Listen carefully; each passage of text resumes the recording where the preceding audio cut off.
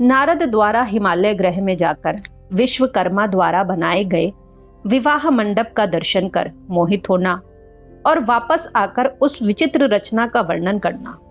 ब्रह्मा जी बोले, हे मुने, उसके बाद आपस में विचार विमर्श कर शंकर जी की आज्ञा लेकर भगवान विष्णु ने पहले आपको हिमालय के घर भेजा।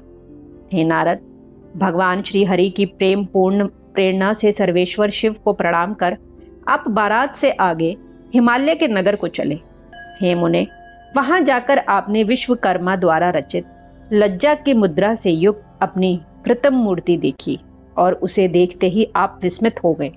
हे महामुने, विश्वकर्मा द्वारा बनाई गई अपनी मूर्ति को देखकर तथा विश्वकर्मा का सारा चरित्र जानकर आप श्रांत हो गए। तत्पश्चात आपने स्वर्ण कलशों से एवं केले के खंभों से अत्यंत मंडित रत्न चित्रित हिमालय के मंडप में प्रवेश किया। वह मंडप अति अद्भुत, नाना प्रकार के चित्रों से अलंकृत तथा हजारों खंभों से युक्त था। उसमें बनी हुई वेदी देखकर आप आश्चर्य में पड़ गए। हे मुने, हे नारद, उस विस्मय के कारण आपका ज्ञान एवं बुद्धि नष्ट हो गई।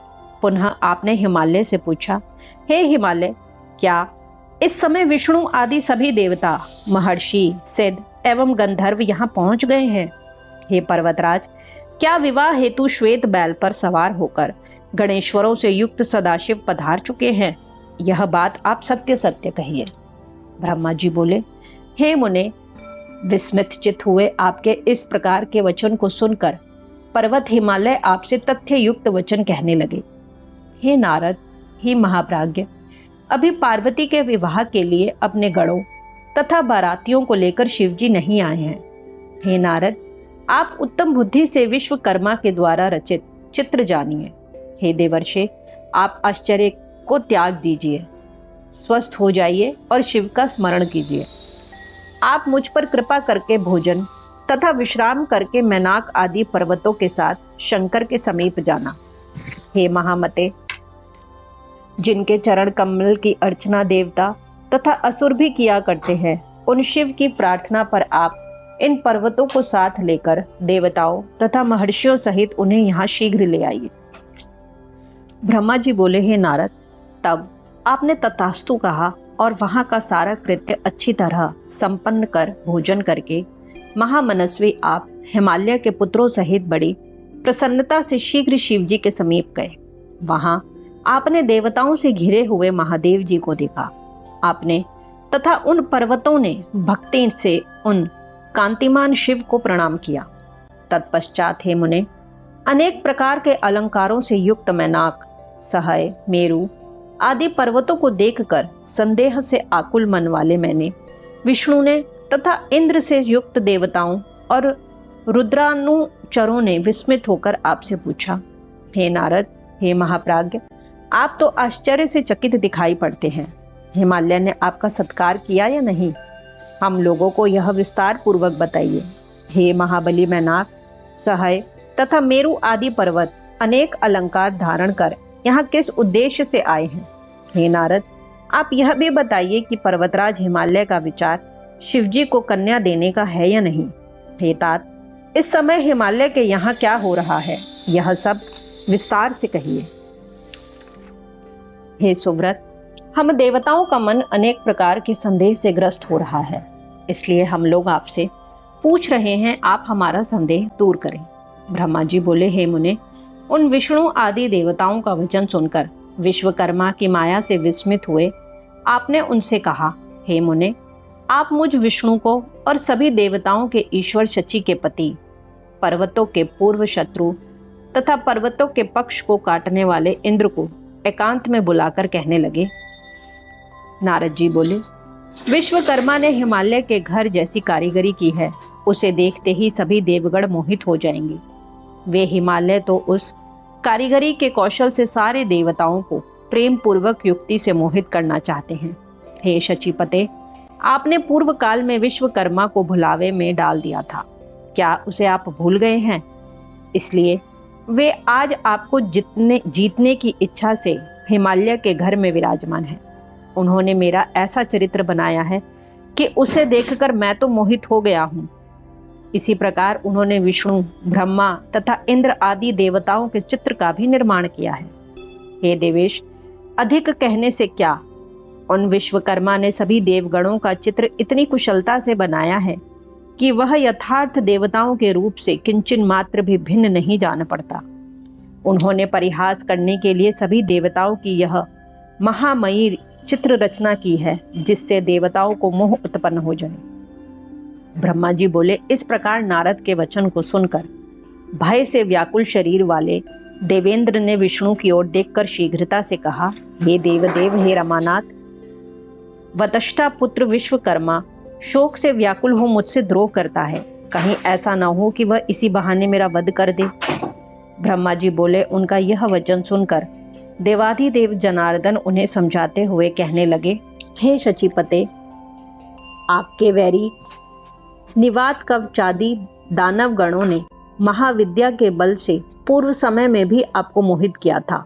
हे वासव, इसी प्रकार आपने मेरी आज्ञा से पर्वतराज हिमालय के तथा अन्य दूसरे पर्वतों के पंख का छेदन कर दिया है। इस कारण ये पर्वत भी उसी माया को देखकर तथा सुनकर आपको जीतने की इच्छा करते हैं। ये सभी मूर्ख हैं और पराक्रम नहीं जानते हैं, अतः आप इनसे भयभीत ना हो। हे देवेंद्र, इसमें कोई भी संदेह नहीं कि भक्त वत्सल भगवान सदाशिव हम सभी का मंगल करेंगे। ब्रह्मा जी बोले, इस प्रकार व्याकुल हुए इंद्र को देखकर विष्णु ने उन्हें समझाया। तब लौकिक गति का आश्रय लेने वाले भगवान शिव उनसे कहने लगे, हे हरे, हे सुरपते, आप लोग आपस में क्या विचार विमर्श कर रहे हैं?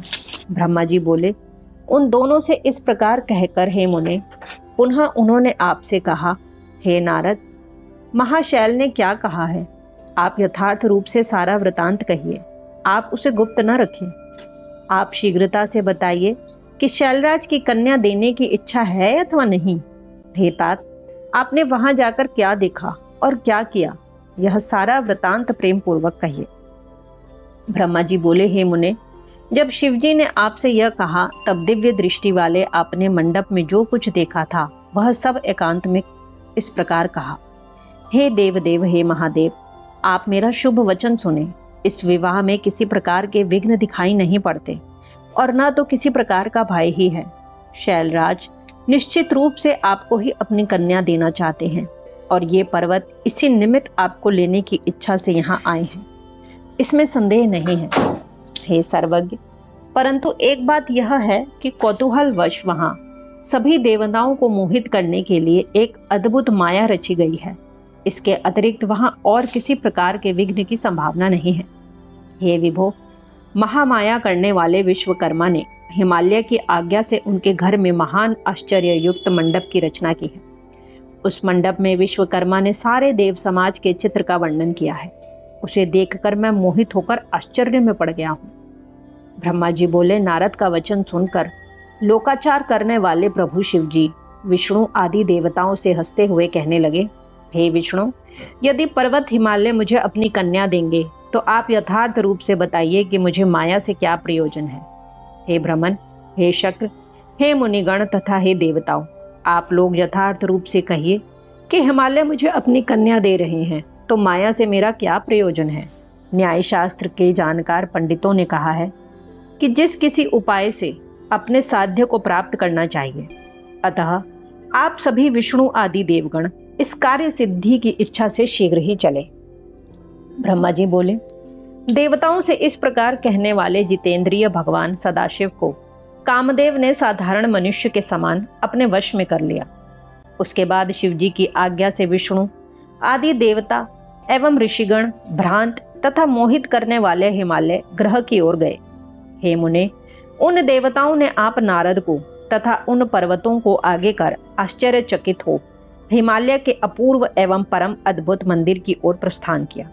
इस प्रकार हर्ष में भरे हुए विष्णु आदि देवताओं तथा प्रसन्नता से युक्त अपने गणों के साथ वे शिवजी आनंदित होकर हिमालय के नगर के समीप आ गए। इस प्रकार श्री शिव महापुराण के अंतर्गत द्वितीय रुद्र संहिता के तृतीय पार्वती खंड में मंडप रचना वर्णन नामक 41वां अध्याय पूर्ण हुआ।